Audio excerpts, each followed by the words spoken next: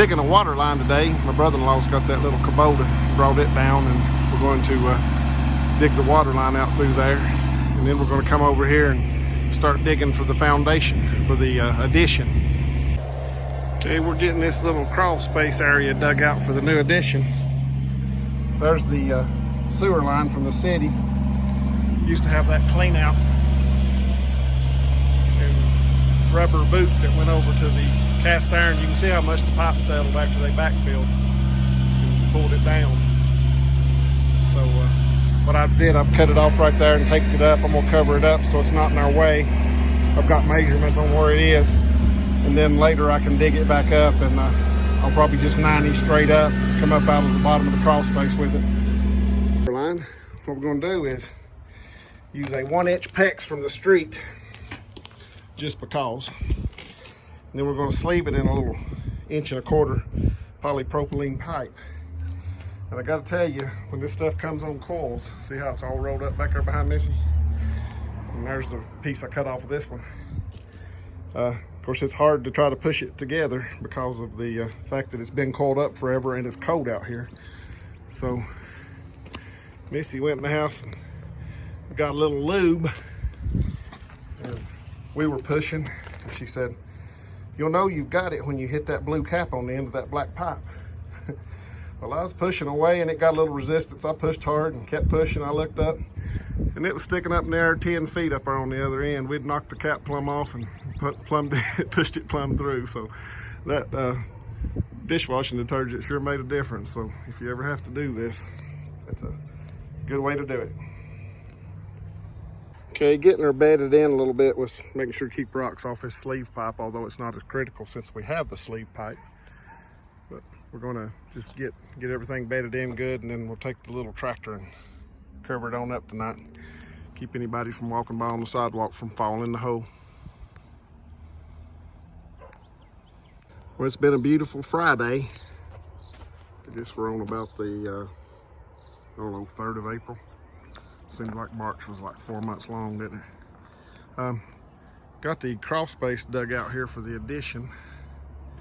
Got the water line buried on around down through the crawl space. It'll pop out through this little wall here down into the basement. I'll trim that back when I get ready to hook it up. Tuck down some of this block wall, and I'll take down this interior wall too, which will be an interior wall. Take it down to that same level. I'm going to do a footer down this side and back over into the corner of the house there, so we can lay some block back up and have a larger house. So moved a lot of dirt around to the front yard. It was too low. Water would kind of stand there when there was some heavy rains. Shot some grades. Up next to the house was lower than the sidewalk out there, so this will take care of that. Got the crawl space kind of cleaned out here. Not so humpy and bumpy. I'll let this dirt dry out now and rake it up pretty and get all these loose rock and stuff out before I put the floor on, so we can lay some plastic down and make it a nice place to put in ductwork. Going to have a footer up here for a pier and 3 across the basement. One of them is going to be really close to this sump pump, existing sump pump hole, so I may end up having to modify it or move it or something. So I'm not sure exactly what that's going to entail, but whatever it is, we can overcome. Got 1 footer dug out up there in the crawl space. Got our center line string down the middle here. And I've got to cut out a 2x2 square in the basement floor here and here. So get that saw started up. I don't have anything to connect my hose to it. It looks like some of the pieces are missing anyway, so I'm just gonna let Missy spray a little water around it while I'm sawing. Okay, got the sawing done. Took a sledgehammer here and broke the corner a little bit so I can get my little chipping hammer going on it. Did the same thing over here. I was gonna see if I could do it without bringing the chipping hammer out, but I think it's just gonna make it a lot easier. One piece of the concrete's busted out. They actually have a vapor barrier under it, and they put wire mesh in it, but like most concrete with wire mesh, it's laying right on the bottom, so probably didn't help reinforce the concrete in it. It just makes it a pain in the butt to get out of the hole. Got a few dark clouds and a few spots of blue sprinkled on us a few minutes ago. I don't know if you can see the drops there, but got the inspection, it passed. Just got through putting in our grade pegs for the elevation here. Got a couple down in there just to try to make the post that's available at the local Lowe's work out right. What we'll do is those footers will be down below the floor slightly, and we'll put our jack post down there and we can adjust it exactly, and then you can mix up some bag concrete and pour around them, which will secure the bottom of the post and also lock those jacks forever. Trying to cover up this little mess over here at the porch where they had actually built the house over this rubble here. We're changing the footprint back to the original foundation here on the front. So I'm just going to form this up. Did it real quickly here, waiting on concrete, but we'll just pour concrete over this, make it match the elevation of the porch there, because this entire concrete porch will wind up getting a wood deck built on top of it to get the elevation up at finished floor level. Keep you from having a step when you come out of the house. This was where that step used to stick up out of the concrete here. Went ahead and took the layers of it off so that we can patch that back.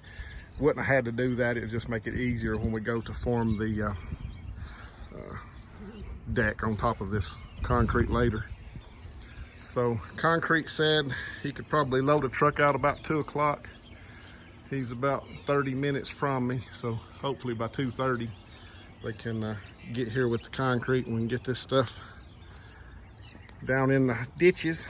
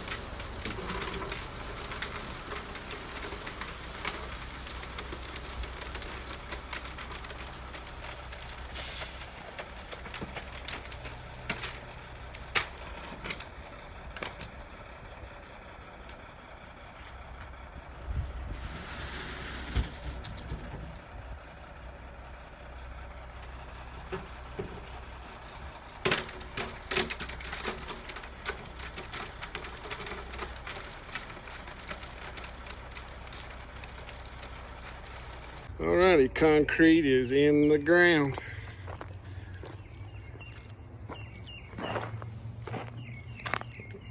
Two holes down there filled up as far as we need to. Filled the blocks where the beam's gonna be bearing down on either end here. Still got our electrical ground coming up out of the footer over there. So we're ready for block now. I'll have to throw up a couple of batter boards over here to have string lines, but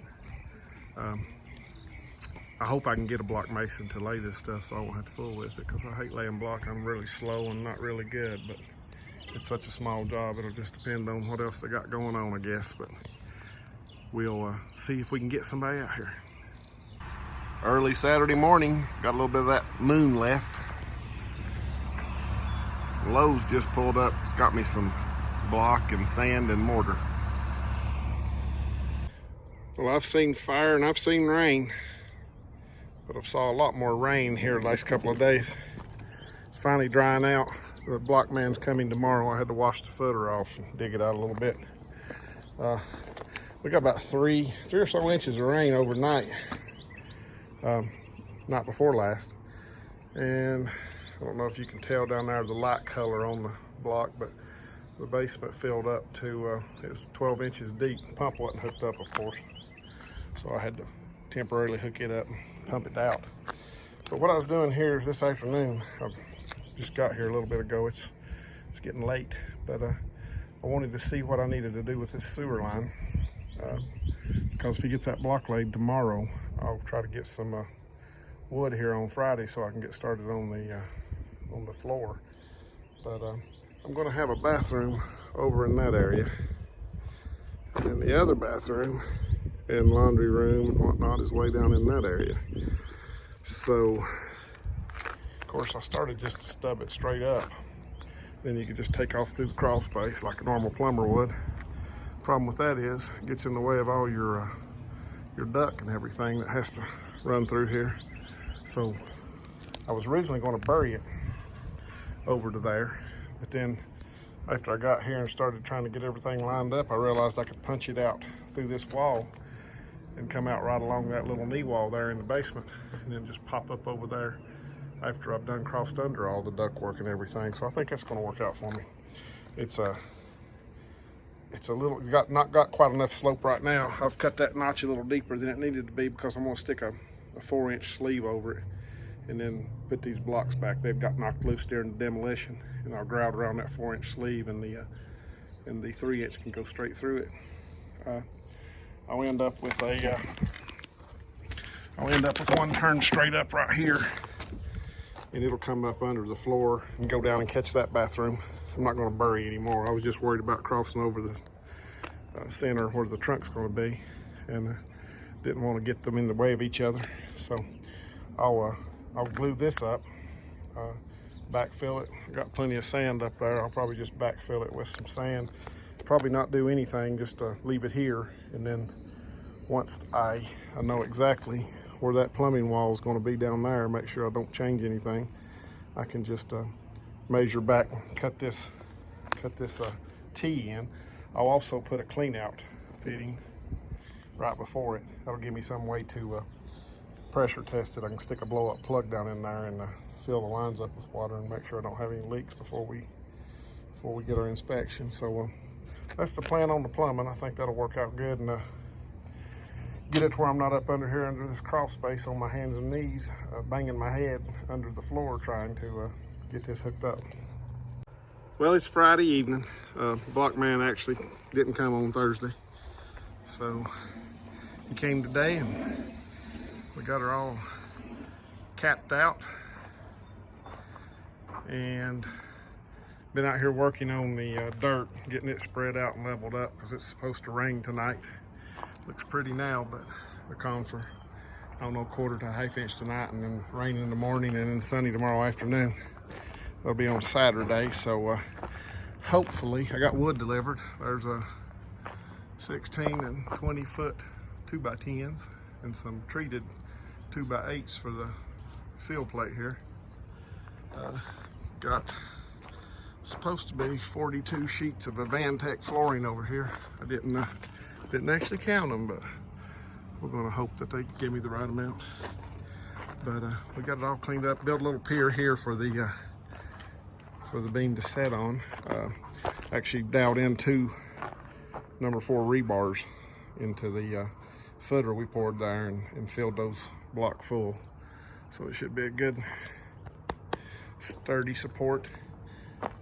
I'll pick up the 2 posts tonight or in the morning for that beam. In case I do get to work some tomorrow and get that seal plate done, I can start building that beam. That's what the 20 footers are for. So we'll have basically 2 of those 20 footers will make the span. We'll have to cut some of it off, but I'll do probably an 18 foot between that pier there and this pier here, and then around 10 foot going each way to the ends, maybe in the middle. And then on the outsides, it's gonna be three plies thick. So on the outsides, I'll go solid from there to the center pier, and then from the center pier onto the wall. That way you'll have a good lap there for your splice. But all in all, I think it's turned out okay. I was trying to think if there's anything else, but got everything leveled up, checked it with the transit, so it's in good shape now. Should be just like starting a new house. Then once we get that floor down, it's going to be much easier to do anything inside, having a nice level, sturdy floor. And we're quite a bit bigger than we used to be. This all will be an addition from that existing block wall over to the new one there. So we was able to change the floor plan and make it a little nicer. So hopefully I'll look and see what I've got tonight. If I have time, I'll stick together a video. I know it's been a couple of weeks, and get it out there. And then hopefully the next video will have some wood. Thanks for watching.